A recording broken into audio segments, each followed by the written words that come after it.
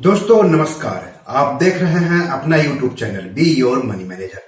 दोस्तों, क्या आप जानते हैं fix deposit, recurring deposit, provident fund, bank, insurance, mutual fund, stock, dividend, debenture जैसे निवेश साधनों में 82,000 करोड़ रुपए लावारिस पड़े हैं। जी हाँ दोस्तों, लावारिस यानी उन पैसों का दावा करने वाला कोई नहीं है। इसमें डीमैट और ट्रेडिंग खाते में लावारिस पड़े पैसे भी शामिल हैं।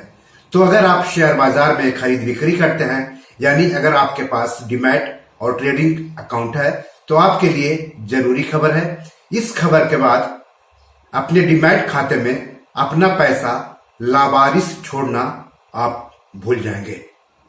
तो इस एपिसोड में हम इस खबर पर विस्तार से बात करेंगे, लेकिन सबसे पहले मैं आप सबसे गुजारिश करता हूं कि अगर अभी तक आपने इस YouTube चैनल को सब्सक्राइब नहीं किया है तो जल्दी से कर लें। साथ ही साथ अपने दोस्तों, रिश्तेदारों, अपने जान पहचान वालों को भी इस YouTube चैनल को शेयर करने के लिए कहें, सब्सक्राइब करने के लिए कहें, लाइक करने के लिए कहें और पैसों से जुड़े हुए सवाल पूछने के लिए कहें, क्योंकि पैसों से जुड़े हुए हर सवाल के जवाब आपकी भाषा में आसानी से इस YouTube चैनल के जरिए दिए जाते हैं। तो चलिए आगे बढ़ते हैं।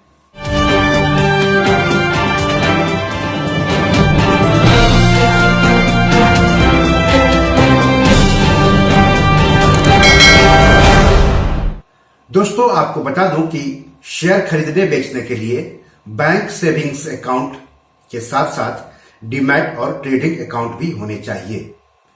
सेविंग्स अकाउंट तो आप बैंक में खुलवा सकते हैं, लेकिन डीमैट और ट्रेडिंग अकाउंट आपको सेबी और stock exchange registered share broker के यहां खुलवाना होगा। हालांकि कई शेयर ब्रोकर तीनों अकाउंट खोलने की सुविधा देते हैं। तो डीमैट खाता के जरिए शेयरों की खरीद बिक्री तो आप कर ही सकते हैं, साथ ही साथ commodities, mutual funds, corporate FD, sovereign gold bond, currency futures, IPO, FPO, rights issue जैसे निवेश साधनों में भी पैसे लगा करके आप कमाई कर सकते हैं। लेकिन क्या कभी आपने सोचा है कि आपके बाद आपके डीमैट खाते में पड़े शेयर, म्यूचुअल फंड या ऊपर बताए गए कोई और निवेश साधनों में आपके पैसे लगे हों तो उसका उत्तराधिकारी कौन होगा? वैसे तो आप वसीयतनामा बनाकर अपना उत्तराधिकारी तय कर सकते हैं, लेकिन अगर आप अपने डीमैट खाते में ही किसी उत्तराधिकारी, जिसे टेक्निकल भाषा में नॉमिनी कहते हैं, उसका नाम डाल देंगे तो कई सारे फायदे हैं। जैसे कि नॉमिनी मामूली जरूरी प्रक्रिया का पालन करते हुए बिना किसी खर्च के, बिना किसी कानूनी या दूसरे पचड़े के आपके डीमैट की सारी संपत्ति को अपने नाम पर ट्रांसफर कर सकता है। नॉमिनी का नाम देने पर कोई चार्ज भी नहीं देना होता है। आपको एक बात और यहां पर साफ साफ कर देता हूं कि नॉमिनी आपके डीमैट की संपत्ति का एक तरह से केयर टेकर होता है, यानी रखवाला होता है, और उसे आपकी डीमैट संपत्ति को आपके वास्तविक कानूनी उत्तराधिकारी को ट्रांसफर करना होता है। नॉमिनी का प्रावधान इसलिए किया गया है ताकि आपके बाद आपकी डीमैट संपत्ति का आसानी से, बिना किसी कानूनी पचड़े और एक भी पैसा खर्च किए आपके नॉमिनी के नाम पर ट्रांसफर हो जाए। तो अगर आपके पास डीमैट खाता है तो मार्केट रेगुलेटर सेबी ने आपके लिए एक जरूरी सर्कुलर जारी किया है। इसके मुताबिक आपको आपके डीमैट खाते में 31 मार्च 2023 तक नॉमिनी का नाम डालना जरूरी है। अगर आप ऐसा नहीं करेंगे तो आपका डीमैट खाता फ्रीज कर दिया जाएगा, यानी अपने डीमैट खाते से आप लेन देन नहीं कर सकेंगे। पहले ये डेडलाइन 31 मार्च 2022 थी। जो लोग अक्टूबर 2021 और उसके बाद से डीमैट खाता खुलवा रहे हैं, उनके लिए एक निर्धारित फॉर्मेट में नॉमिनी की डिटेल्स देना अनिवार्य बनाया हुआ है, लेकिन अक्टूबर 2021 से पहले के डीमैट खाता खुलवाने वालों के लिए यह अनिवार्य नहीं था, तो अब इसे अनिवार्य बना दिया गया है। इसलिए 31 मार्च 2023 तक नॉमिनेशन अपडेट के लिए निर्धारित फॉर्मेट में नॉमिनी डिटेल्स जरूर दे दें।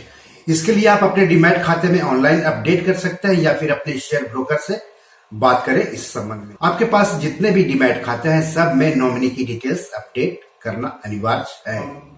हालांकि निवेशक चाहे तो किसी को नॉमिनी बनाए बिना ही खाता खोल सकते हैं, लेकिन इसके लिए बाजार नियामक सेबी द्वारा जारी निर्धारित परिपत्र के अनुसार इस संबंध में नामांकन फॉर्म या नामांकन नहीं करने के लिए एक प्रारूप भरना होगा।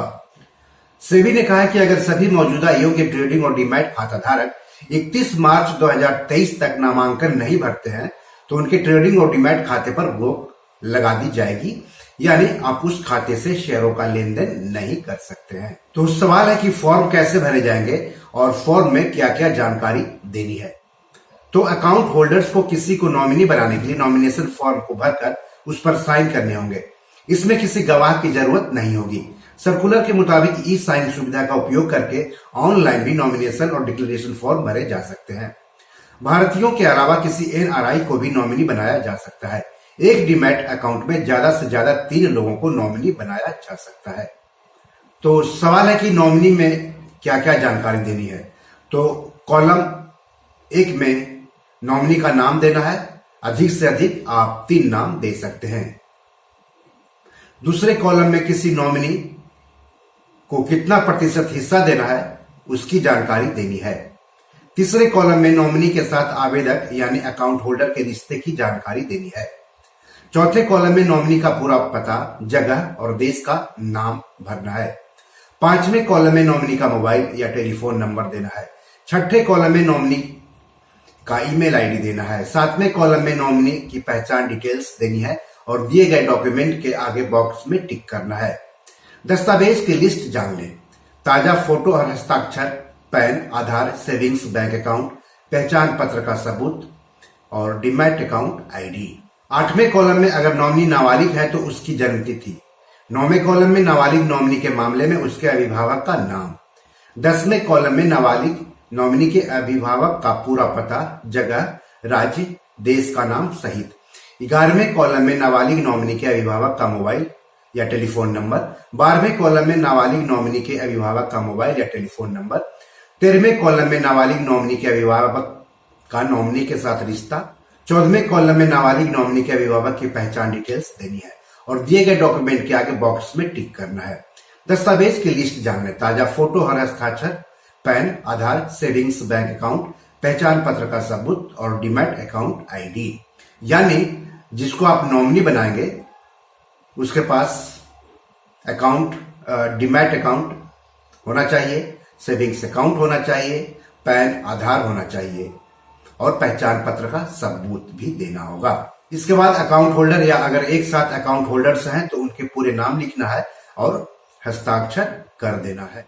आपको बता दूं कि डीमैट और ट्रेडिंग अकाउंट होल्डर्स नॉमिनी के नाम को खाता खुलवाते वक्त दे सकते हैं या बाद में भी अपडेट करा सकते हैं। इससे अकाउंट होल्डर की मृत्यु के बाद शेयर नॉमिनी को दे दिए जाएंगे। अगर 2 या उससे ज्यादा नॉमिनी तय किए गए हैं तो अकाउंट होल्डर्स को सभी नॉमिनी की हिस्सेदारी तय करनी होगी। उसके निधन के बाद उन्हें उसी अनुपात में शेयर मिलेंगे। तो इस वीडियो के डिस्क्रिप्शन में सेबी का नॉमिनेशन के संबंध में सर्कुलर का लिंक दिया हुआ है। उसी लिंक में नॉमिनी अपडेट से जुड़ा निर्धारित फॉर्मेट भी शामिल है। सेबी ने आगे कहा है कि डीमैट खाता धारकों को अपने अकाउंट में केवाईसी की सभी जानकारियां जैसे कि आपका नाम, पता, pan number, income range, mobile number और ईमेल आईडी को भी अपडेट करना जरूरी है। तो बी योर मनी मैनेजर में आज इतना ही। धन्यवाद, नमस्कार।